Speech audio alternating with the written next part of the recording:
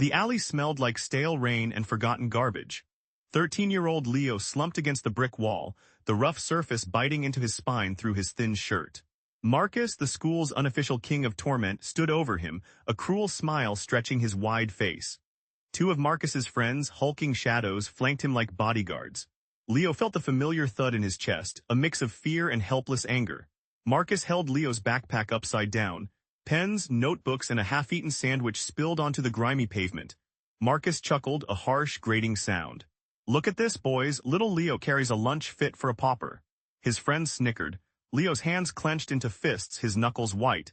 He could feel the heat rising in his face, a burning shame. He hated this feeling. He hated being weak.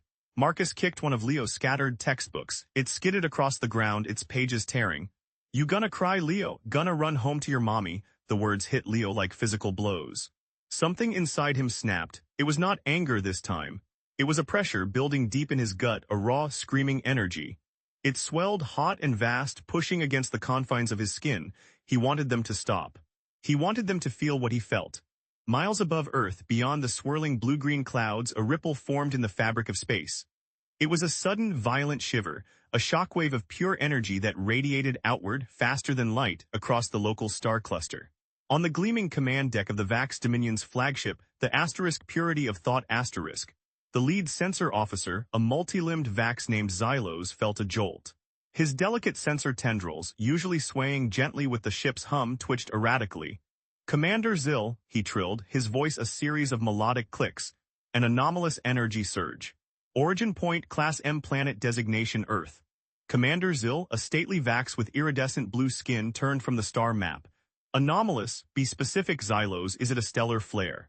"A planetary core shift," Xylos's tendrils flared. "Negative, Commander, the signature is unique, highly concentrated yet diffuse, and it pulsed with a remarkable resonance." Zyl scoffed. "Resonance. Are your tendrils perhaps oversensitive this cycle, Xylos? Earth is a primitive world, barely spacefaring. It is of no strategic concern." On another end of the galaxy, in a different sector, the hardened bridge of the Cathar battlecruiser Bloodfang registered a similar blip. Cathar Captain Rax's single, unblinking eye narrowed. "What was that, Sensor Chief Krill?" Krill, a stocky Cathar with a scarred muzzle, barked. "Energy signature, Captain, rapid burst, unknown origin." "Source Sector Alpha 9 unclassified system," Rax grunted. "A rogue asteroid impact, a nascent star flaring." Krill shook his head. "Negative, Captain, too precise, too singular." It was like a hammer blow, but without a hammer.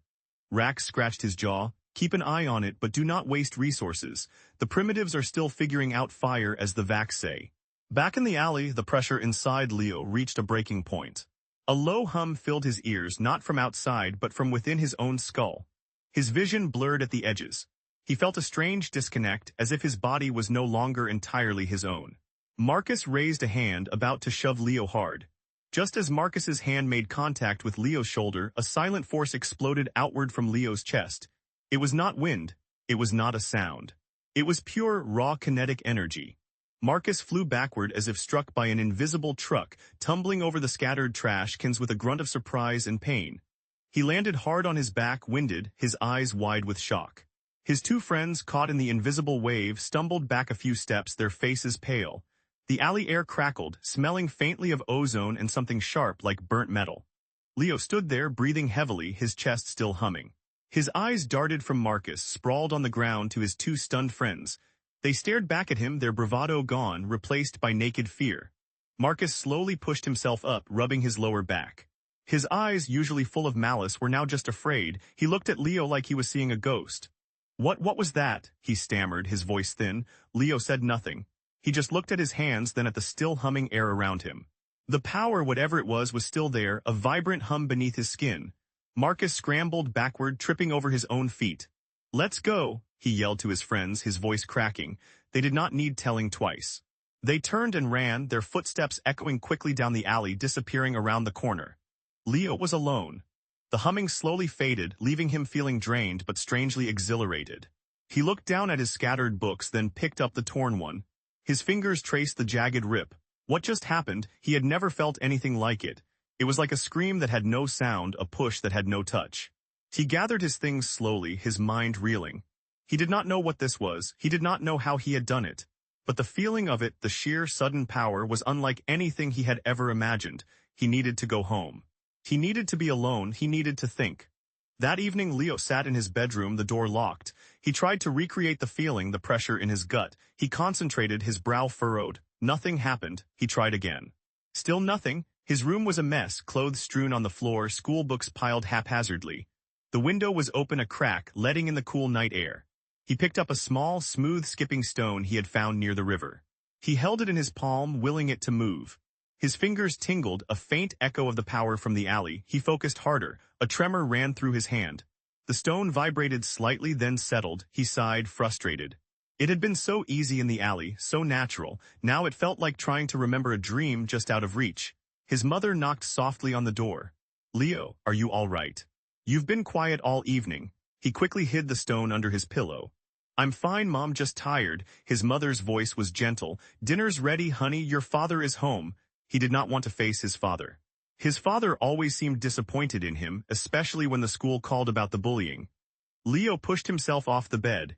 He felt the gnawing emptiness in his stomach, the kind that food could not fill. At dinner, the silence was thick. His mother, Sarah, kept glancing at him, her eyes filled with concern. His father, David, read a newspaper, occasionally taking a bite of his food without looking up. "So," David said, his voice flat, "Marcus's mother called. Said he had a bad fall, something about a weird energy blast." Leo's fork clattered against his plate. His mother gasped. "An energy blast? David, what are you talking about?" David folded the newspaper, placing it carefully beside his plate. His gaze finally met Leo's. It was a cold, piercing stare. "She said Marcus was thrown back," said Leo. "Did it? Leo, what happened in that alley?" Leo's heart pounded. He looked at his plate, then at his mother, whose face was pale. He could not tell them. How could he? They would not believe him. They would think he was crazy. He just slipped," Leo mumbled, his voice barely a whisper. "I didn't do anything." David leaned back in his chair, a skeptical look on his face. Marcus's mother seemed pretty convinced, said he saw something. "What exactly was it, Leo?" Leo pushed his chair back. "I said nothing happened," he yelled, his voice cracking. He felt the familiar pressure building again, a low hum behind his eyes. The light fixture above the table flickered wildly. The glasses on the table rattled. His mother gasped, covering her mouth with her hand. David stared at the flickering light, then back at Leo, his eyes wide with a new kind of fear. Leo felt a sudden wave of dizziness. He grabbed the edge of the table to steady himself. I need to go to my room," he stammered, then bolted from the dining room, leaving the rattled glasses and the flickering light behind. His parents sat in stunned silence, the air thick with unspoken questions. Days turned into a week. Leo tried to control the power. In his backyard, when no one was watching, he would focus. Sometimes a small pebble would tremble. Once a gust of wind seemed to obey his command, rustling the leaves in the oak tree. Other times nothing. It was like a switch, unpredictable, tied to his emotions. The school principal called his parents about Marcus's injury. Marcus himself had been too scared to explain what truly happened, inventing a story about slipping on a wet patch. The principal, a stern woman named Miss Albright, told Leo's parents that Marcus had a severe bruise and was quite shaken. She warned Leo about fighting and urged him to stay away from Marcus. Leo felt a strange mix of relief and frustration, relief that no one knew, frustration that the power was so elusive. Meanwhile, across the galaxy, the Vax sensor chief Xylos was still monitoring Earth. The blip from a week ago had not recurred in the same way, but faint energy fluctuations like echoes continued to emanate from the primitive world. He presented his findings to Commander Zill again. "Commander, the energy signatures persist, low-level, sporadic but consistent with the initial anomaly. It suggests a localized, perhaps developing, energy source on Earth." Zill sighed, adjusting his ornate headpiece. "Xylos focus on our strategic priorities. The Xylar sector is experiencing increased Cathar incursions. Earth is irrelevant. It is a Class M planet, no space travel, no advanced weaponry. It is not even listed as a potential threat." Xylos, though programmed for obedience, felt a flicker of doubt. The data was too unique to ignore. "My readings indicate a unique energy signature, Commander, not technological. Not natural, almost biological in origin." Zill waved a tendril dismissively. "Nonsense. Monitor it, yes, but allocate minimal resources. We have more pressing matters." The Cathar, however, were less dismissive. Captain Rax had a different approach. He was pragmatic. "Biological energy source," Rax rumbled to Krill. Unlikely, but if true, it is either a new life form or a natural phenomenon we have not encountered.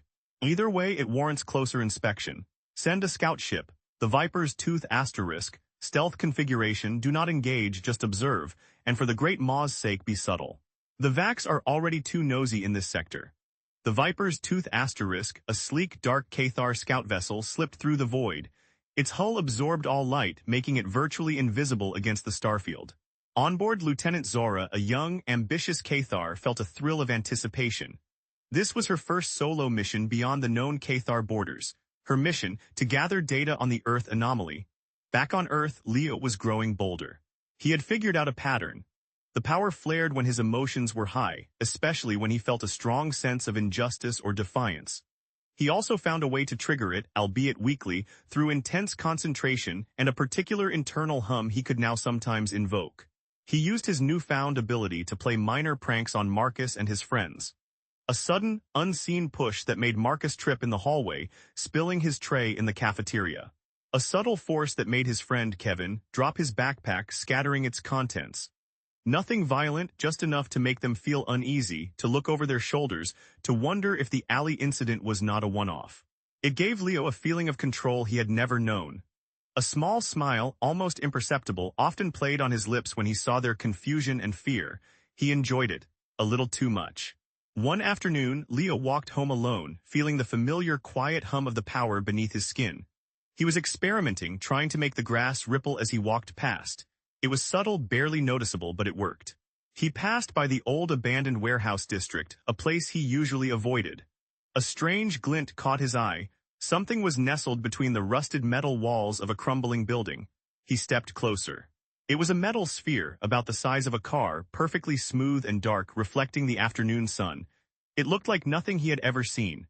No seams, no windows, just a flawless black surface. He reached out a hesitant hand, drawn by an unknown curiosity. Just as his fingers were about to touch its cold surface, a small, nearly invisible hatch opened. A needle-thin probe extended, its tip glowing faintly. Leo felt a sudden, piercing headache. His ears rang.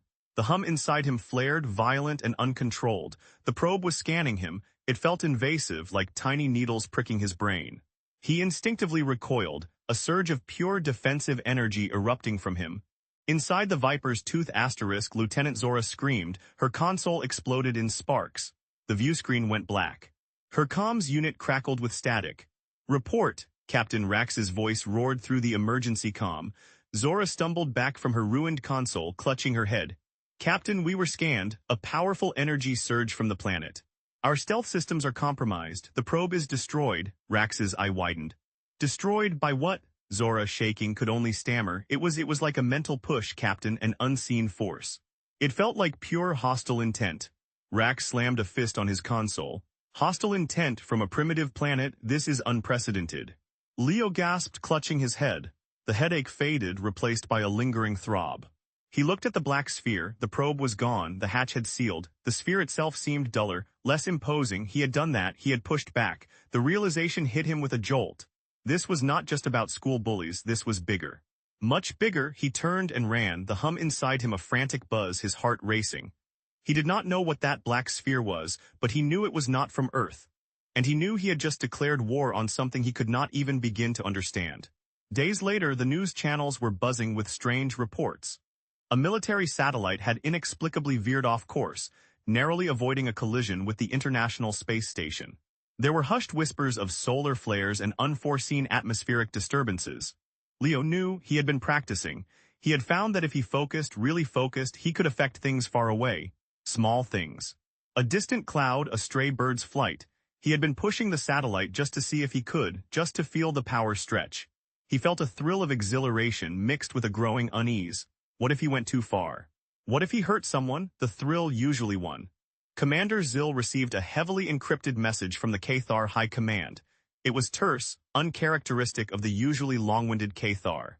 Viper's Tooth scout vessel disabled over Sector Alpha 9. Primitive world, unexplained energy surge. Warning, potential hostile entity, do not dismiss. Zill crumpled the data slate in his tendril.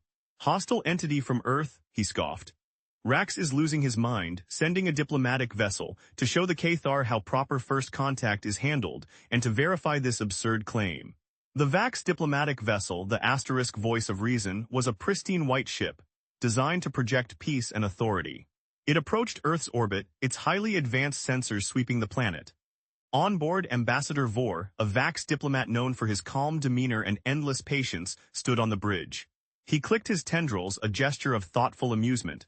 So this is the hostile entity that worries the Cathar, a blue-green orb teeming with primitive life forms. Fascinating. His sensor array suddenly shrieked. A sharp, localized energy signature flared from the surface, directed straight at the asterisk voice of reason asterisk. Ambassador Vor watched in disbelief as a subtle ripple passed over the ship's advanced shielding. It was not an attack. Not a weapon, it was more like a push, a very powerful, very precise push. The voice of reason shuddered, its course deviated by a fraction of a degree. Its communication system sputtered. The Vax bridge crew stared at their readouts, their multifaceted eyes wide with confusion. "What in the star clouds was that?" Vor exclaimed, his voice losing its usual calm. It was like a child's tantrum, but with the force of a small moon. Leo had been in his bedroom trying to focus his power. He had felt the alien ship approach, a faint mental echo in his mind, like a distant hum. He had known it was the Black Sphere's friends, he had felt their probe before. He felt anger, a deep simmering anger at their intrusion. He focused all his will, all his growing rage and pushed, not to destroy, not to kill, but to show them. To tell them, go away. He had not expected such a strong effect. The distant echo of the ship's shudder had sent a jolt through him, a strange mix of power and fear. He slumped back on his bed, panting, his head pounding again. The Vax Ambassador Vor, deeply shaken, reported back to Commander Zill. "Commander, the Cathar were not entirely wrong. There is an entity on Earth. It is not technological. It is biological, and it possesses an energy manipulation capability that defies all known science. It deflected our ship, it shut down our comms briefly, it felt personal." Zill, now truly alarmed, clicked his tendrils rapidly. "Personal from a primitive? This is preposterous, but if the asterisk voice of reason was affected, send a military vessel. Not to engage, to observe, to gather data. And under no circumstances are you to provoke it.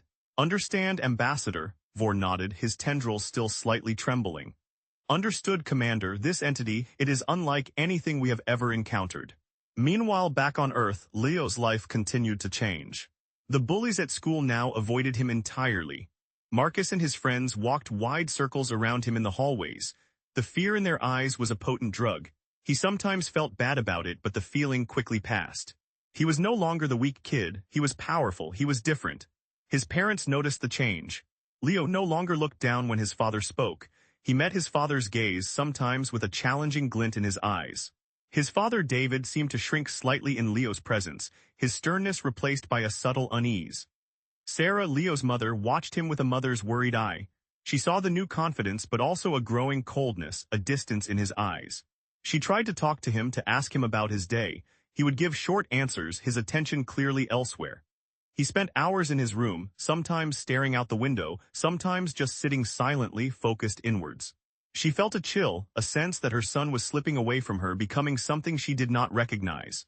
One evening, Sarah found Leo's torn textbook, the one from the alley. She picked it up, tracing the rip. "Leo," she said softly, entering his room without knocking, "this book, was this from the alley? What really happened that day?" Leo turned from his window, his eyes unreadable in the dim light. "Nothing, Mom, I told you." Sarah sat on the edge of his bed. "Honey, I'm your mother. I can feel when something's wrong. You're different. The lights flicker, things rattle. Your father, he's afraid. I'm afraid." Leo looked away towards the window. "Don't be, there's nothing to be afraid of." His voice was flat. Sarah reached out, placing a hand on his arm. "Please, Leo, tell me." Leo shook her hand off, not harshly but firmly. "I can't, you wouldn't understand." Sarah felt tears welling in her eyes. This was not her son. This was a stranger, cloaked in her son's body. She left his room, the feeling of dread, a cold knot in her stomach. The Vax military vessel, the stalwart will asterisk, arrived in Earth orbit. It was a battleship armed to the teeth, but its orders were strict: observe, do not engage. General Kylon, a seasoned Vax commander, watched the planet from his command chair. "So this is the threat," he clicked, his tendrils agitated. "A single biological entity, on a planet without space defenses. It is an insult to the Vax Dominion to even consider this a threat." His tactical officer, a young Vax named Tikal, pointed to a shimmering energy signature on the main view screen. General, the entity is active. It is manipulating atmospheric conditions over the eastern continent. Kylon scoffed. A storm, primitive weather manipulation. Tikal shook his head. No, General. It is creating a localized, perfectly spherical cloud formation, moving it with precision, and now it is causing a rapid temperature drop within that sphere. It is like a miniature, perfectly controlled blizzard. Kylon watched, his multifaceted eyes widening. The sphere of cold moved, passing over deserts, turning sand to temporary, shimmering ice. It was a display of power that was chilling in its precision. It is learning, Kylon whispered, a rare note of apprehension in his voice. It is testing its limits. On the Bloodfang asterisk, Captain Rax received the data from the stalwart Will asterisk. He watched the projection of Leo's controlled weather manipulation. He clenched his maw. The Vax are fools, he snarled. They observe while this thing grows in power. It is not just manipulating, it is demonstrating, it is a territorial display, and it is a challenge. Krill, the sensor chief, nodded. The Vax still call it a primitive and worry about protocol. This entity is beyond protocol, Captain. It feels like a force of nature, but with intelligence behind it. Rax stood up, his massive frame radiating determination. We will not make the Vax's mistakes.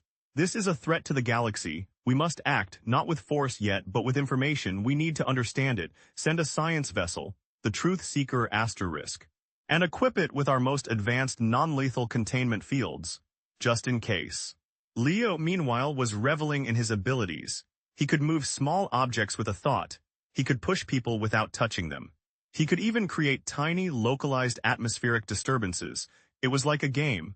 The feeling of power was intoxicating. He felt invincible. He felt like a god. He often sat in his backyard, making leaves dance in the air, creating small gusts of wind out of nowhere. His parents had stopped questioning him. They seemed to avoid him, walking on eggshells. He didn't care. They never understood him anyway. He was alone with his power, and it was enough. A few days later, a new kind of alien ship entered Earth orbit. It was smaller than the Vax battleship, sleeker, and less overtly military. It was the Cathar science vessel, the asterisk Truth Seeker asterisk. On board, Chief Scientist Valen, a wise, six-eyed Cathar, studied the readouts. Remarkable, he rumbled to his second-in-command, Dr. Kell, a more cautious Cathar.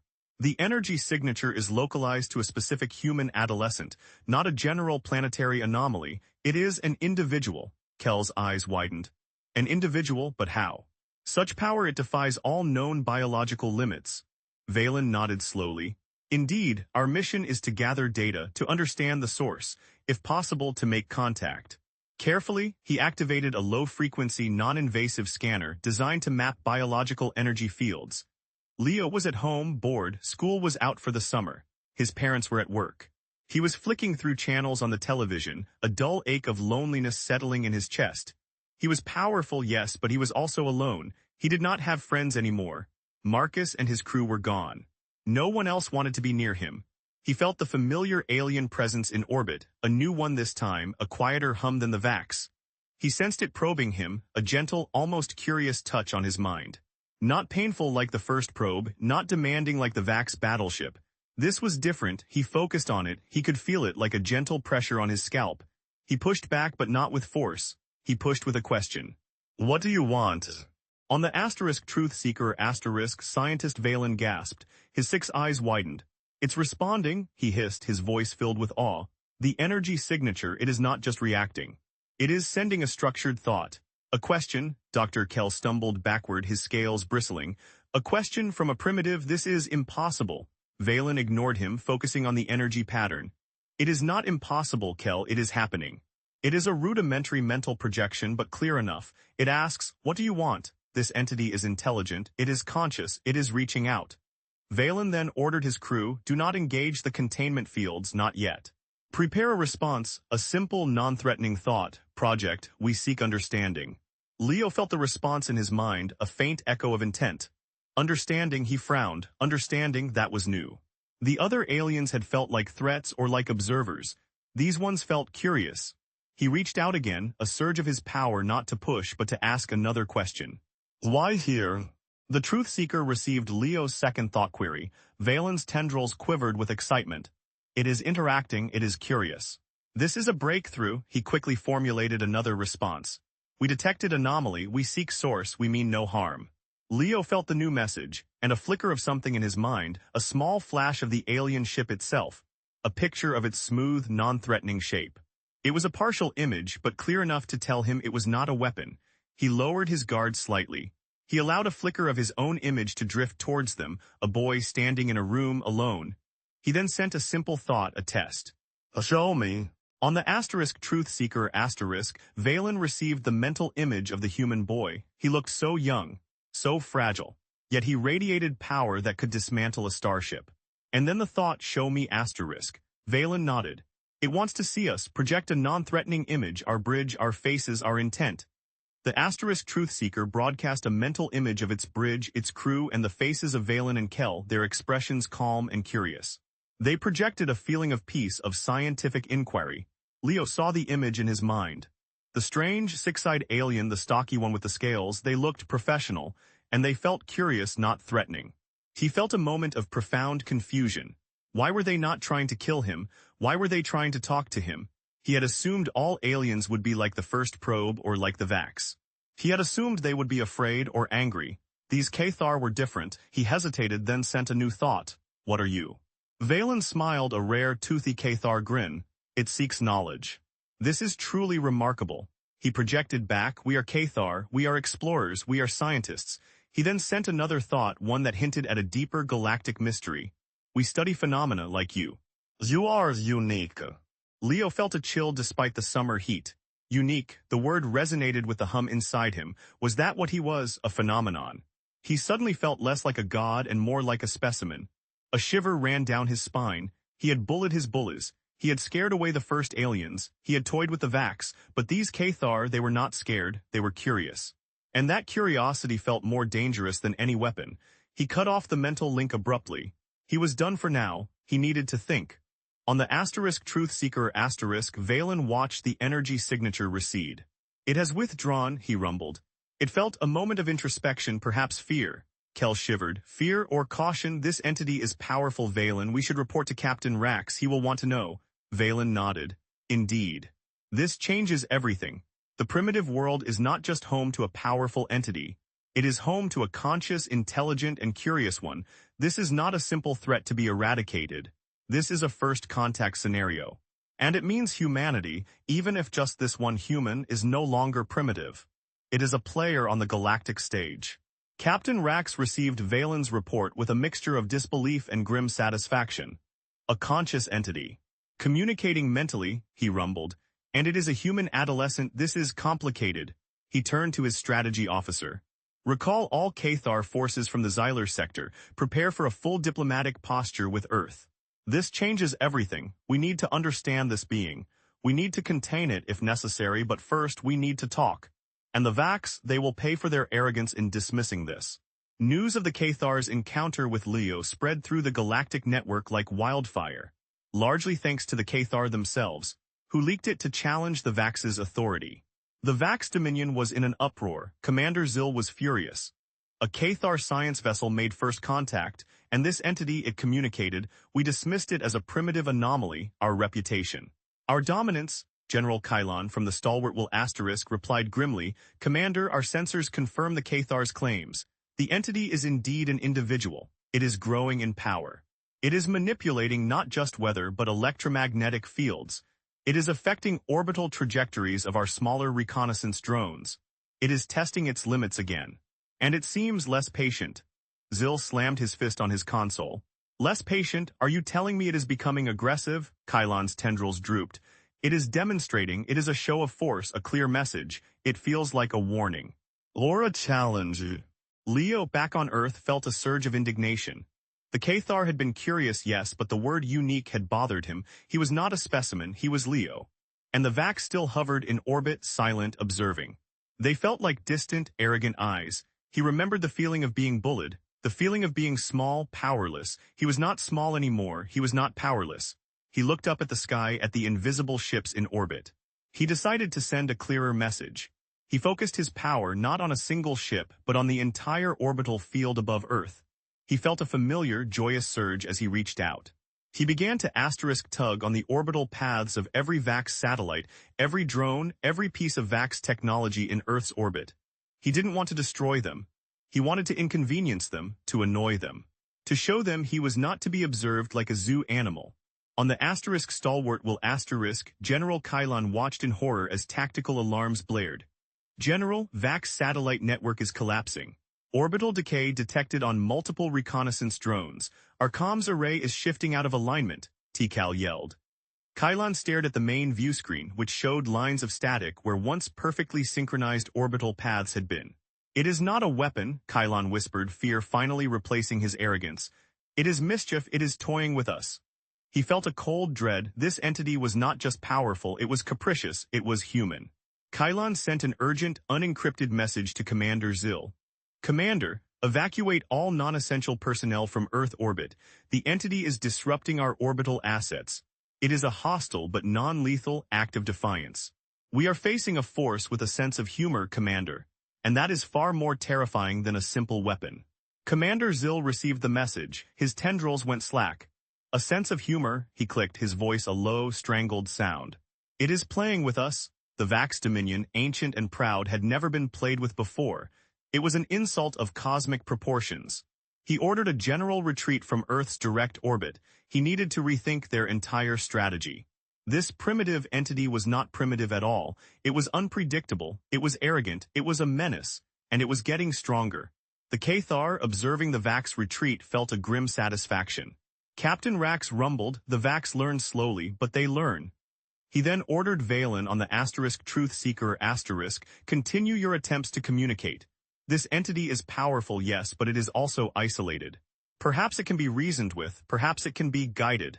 Valen, still intrigued by Leo's mind, nodded. We will continue, but I sense a growing resentment in its mind. It feels bullied. And it dislikes being observed. Leo, watching the Vax ships slowly pull back from Earth's immediate orbit, felt a thrill of victory. They were leaving. He had made them leave. The satisfaction was profound. He felt a strange lightness in his chest. He had won. But then the loneliness came back, heavier than before. He had pushed away the bullies, his parents, and now the aliens. He was powerful, yes. But what good was power if you were completely alone? He felt a faint, curious mental probe from the Cathar Truth Seeker . He still sensed their curiosity, their interest. But now he also felt a slight weariness. He was tired of being observed, tired of being a phenomenon. One day, as Leo sat in his room staring at the ceiling, he felt the Cathar probe again. This time it was stronger, more persistent. It was trying to show him something. A picture formed in his mind, a vast swirling galaxy teeming with life.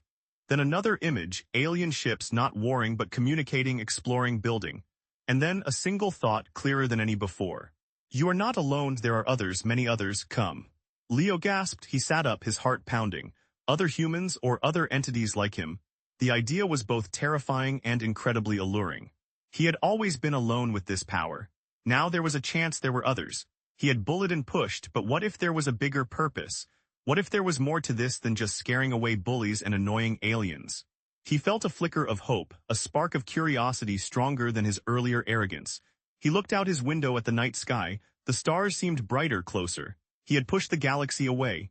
Now the galaxy was inviting him in. He had to know more, he had to explore, he had to find out what unique really meant. The game had changed. And for the first time in a long time, Leo felt a sense of purpose beyond just showing off. He was still the boy who had been bullied. But now he was also the boy who had unknowingly shaken the galaxy. And the galaxy was waiting for him. The first step was leaving his room. The second was leaving Earth. He knew with a certainty that hummed in his very bones that he was ready. He looked at his closed door. He had to tell his parents. That would be the hardest part. He had to make them understand, or at least try. He stood up, and for the first time in months he felt truly grounded. He was not just a force of nature. He was Leo. And he was about to step onto the galactic stage. He was about to show the universe what a fully unleashed, fully human force of will could truly do. And he was going to start by not bullying anyone, not yet. He took a deep breath, the air in his lungs feeling full and vibrant with anticipation. He walked to the door, his hand resting on the cool metal of the doorknob. He paused, then turned it.